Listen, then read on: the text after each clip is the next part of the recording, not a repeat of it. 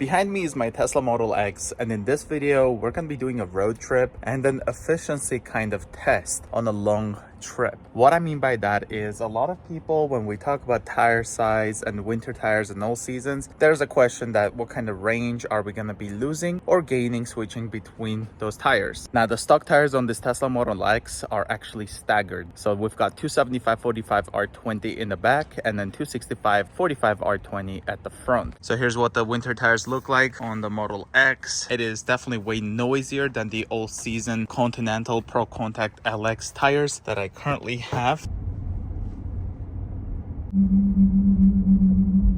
Inside the back right here, we've got the foam inside the tire.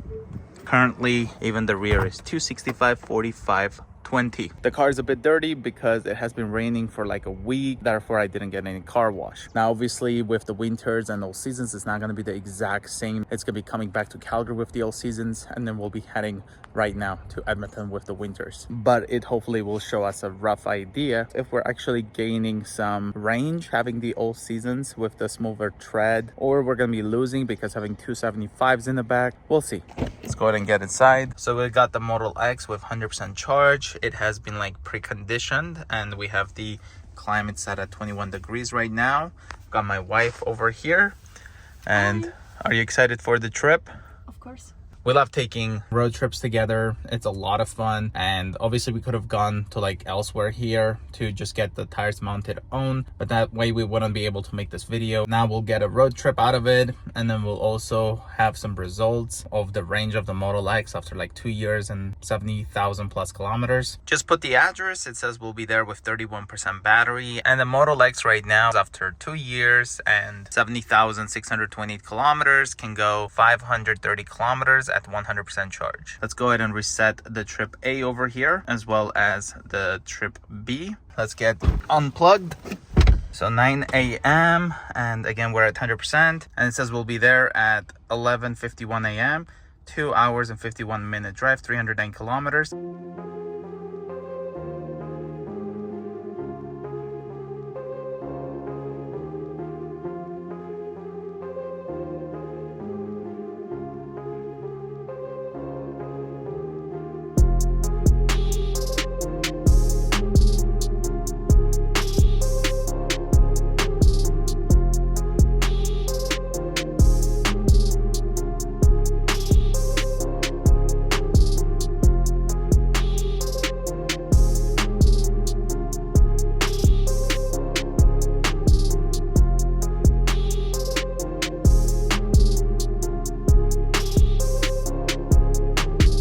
We just arrived to the Red Deer Tim Hortons. I will be showing you guys the stats real quick, and then we're gonna grab some coffee and then head to Edmonton. You can see the car says we have 59%, but we have come down on the arrival range. It says now we'll be there with 27% instead of the 31. But while we were in Calgary on Deerfoot during the construction, it was saying we'll be there with around 33%. We look over here to the trips. You can see we have already driven 169 kilometers and used 35 kilowatt hours of battery. And if you look right over here, 12.6 kilometer hour wind from the northwest ended up costing us 5.9% on this trip. The problem is we have quite a bit of wind. That's kind of what we have. And let's go grab the coffee.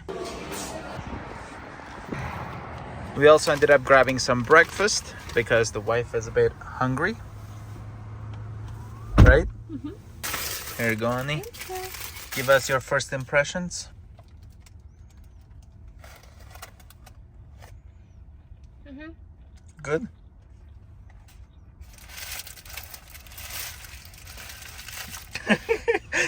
Just say you don't like it. I would like to drink my tea. Enjoy. Just finished eating, and now it says we should be in Edmonton with 27% at 12:30 p.m. So let's get going.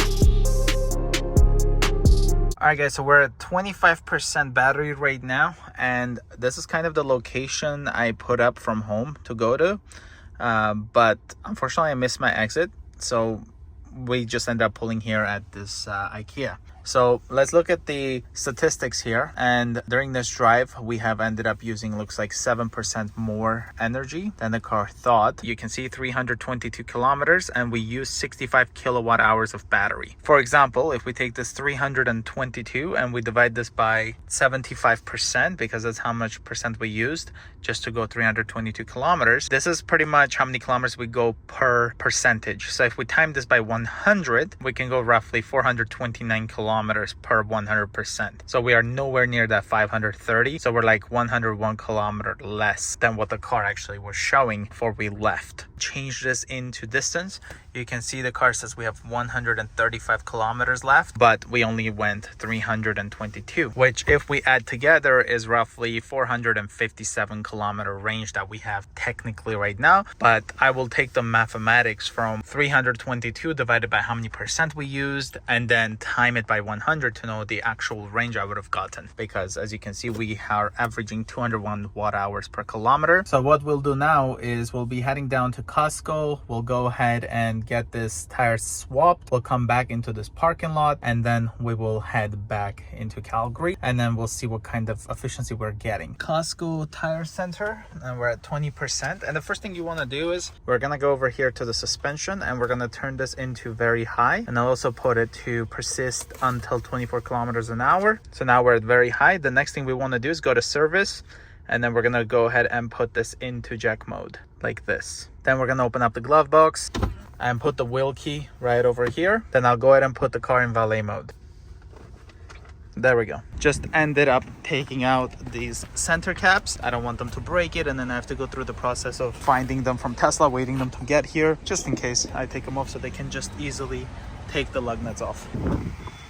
And here it is, you guys. We've got the all-season Continental Cross Contact LX Sport mounted. I did end up putting the center caps. There's the 275s now in the back. And I did see a little bit of damage that they caused, which is right here. So if I remove this, as you guys can see, the impact ended up damaging the lug nuts right there. Now, because I do have the wheel lock, I do have extra lug nuts, so I'm not gonna make a big deal out of it. But that's why I really enjoy working on my own cars, because I take care of it whenever I'm doing any kind of work on it. Nice of them, they did do the job in like 40 minutes, which is great. But unfortunately, there was just a little bit of damage on those two lug nuts, or maybe even more. I didn't pay too much attention. I'm sure if I go in and talk to the customer service, they'll go ahead and issue me like a report. Then I have to order lug nuts from Tesla, and then they'll reimburse me, things like that. But I just don't want to go through all that process. At least I've got the tires mounted. So now we're just gonna get out of valet mode. Let's go over here to service,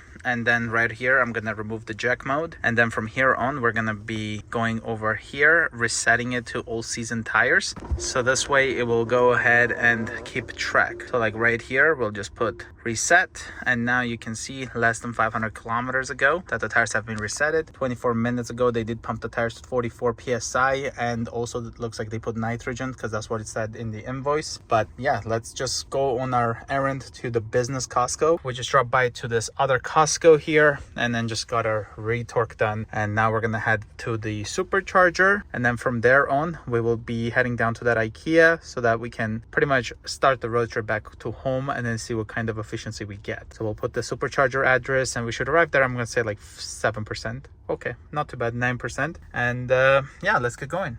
All right, so we arrived with 8%. Let's go ahead and get this plugged in. There we go. And to get to full 100%, it's showing up at 55 minutes. 151, 52, and this is in fact the 250 kilowatt max. So hopefully it's gonna rack up real quick and then give us the full speed charging, since we're only at like 9% now. At 256 kilowatts, I put the address to home. It is showing up that we just need to stay here for 30 minutes to get to home. But if I go ahead and end the trip, it will take 50 minutes to fully charge the car into 100%. And if we look here, it is 67 cents a kilowatt, which is pretty expensive. All right, so we're at 86%. So to put up about 78% to the battery, it costed us almost $50. Because of this range test, I kind of know now it's like we're getting roughly about $15 worth of supercharging to actually go 100 kilometers, which is pretty expensive. But because of like home charging, that number drops to like less than $5. And that's where you save the money driving electric car. But once you have to supercharge, it's really expensive. Just ended up purchasing some pizzas right here. We're gonna eat, watch Netflix. That's the best part about Tesla. I wish we kind of did this before charging so we didn't waste that time. But we're hungry now, so we're gonna eat. And here we are at 82% battery, 7:29 p.m. After putting the address, it did ask me that I should stay in Red Deer to supercharge, but we're not going to be stopping in Red Deer. We're just going to be heading straight home. And it said we should be there with 9%. And in case, let's say, range isn't enough or something like that, there's still the Cross Iron Mills, there's a downtown Calgary, and there's also the 130 Avenue supercharger. Let's reset the trip B right here, and then we can compare it with the first one, trip A. So let's get going.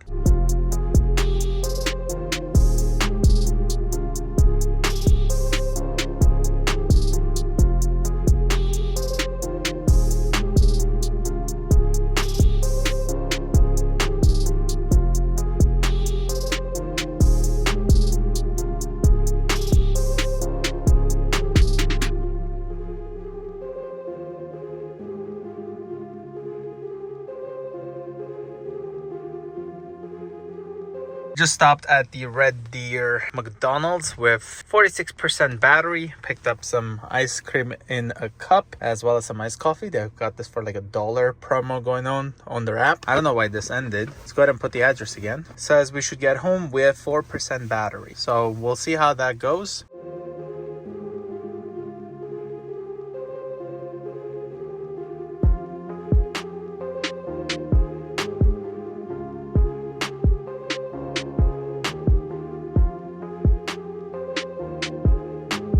With 7% battery, you can see we have driven 315 kilometers and used 66 kilowatt hours of the battery, 211 watt hours per kilometer. And this was us heading south. Let's take a look at the energy graph, and this is kind of how we did. We got hit by a rainstorm and had to drive quite a bit slowly during that time. And as you can see, the range has been improved significantly, as much better than what the car thought. So pretty much we consumed 39.6% from Red Deer to Calgary. But yeah, guys, this was just a quick experiment. Those were the stats that we received. I'm not sure if this is any scientific or anything, but I always wondered like what kind of range differences do I get. So I hope you enjoyed this video. If you're new to the channel, consider subscribing, and I'll see you guys in the next one.